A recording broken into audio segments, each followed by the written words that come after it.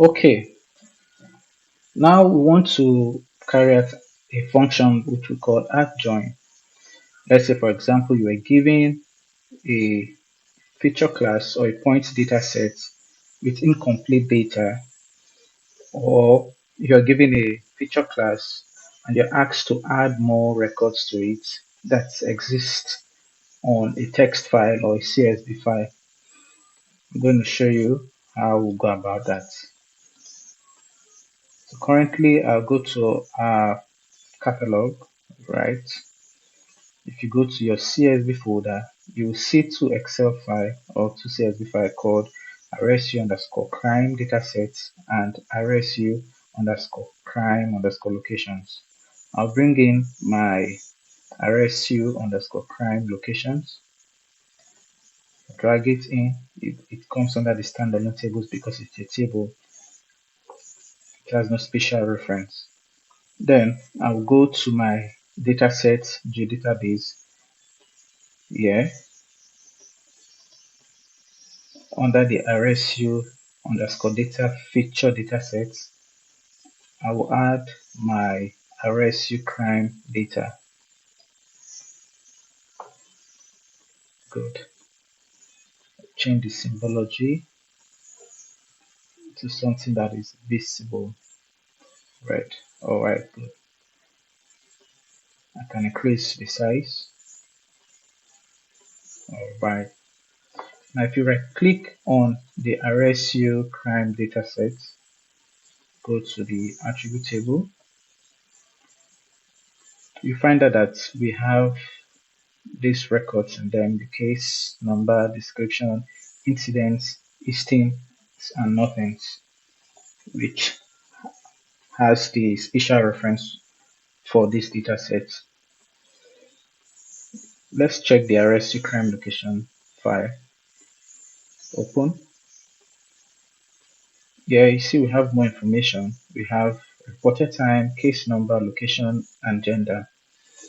In RSU underscore crime locations, CSV, we see the case number, and the same thing in RSU underscore crime, we also find the case number. But take note, sometimes they might not be with the same name, but they have the same content. So we're going to use this particular record, this particular field to carry out what we call add join. I'll right click on my RSU crime. I'll go to joins and relates, click on add join. My input table is RSU crime. So sometimes when you bring out this analysis tool, click on this I information button to tell you more about that field, what you should do. For this one, for this it's telling us that the layer or table view to which the join table will be joined.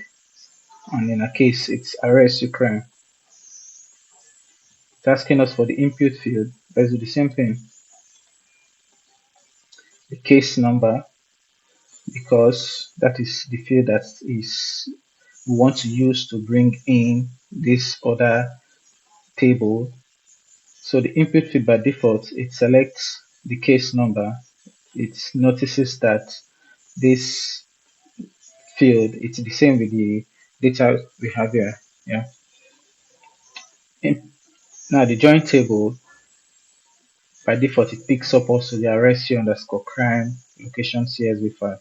But for adventure, it doesn't. You can click on this drop down and select the particular data set or the particular join table. It also picks the join field for us. We have the case number, they are both identical. Now this icon here is telling us that this case, the join field we're using, which is the case number, it's not indexed. For now, no problem. We'll just continue with add join function.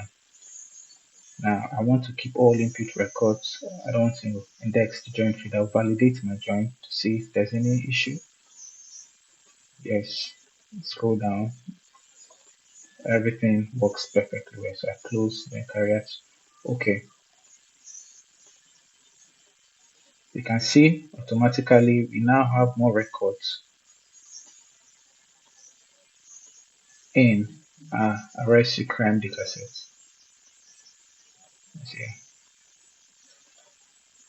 So with this, we can we now have a clear understanding of where the incident actually took place and the time the incident was reported and the gender class that carried out the particular crime.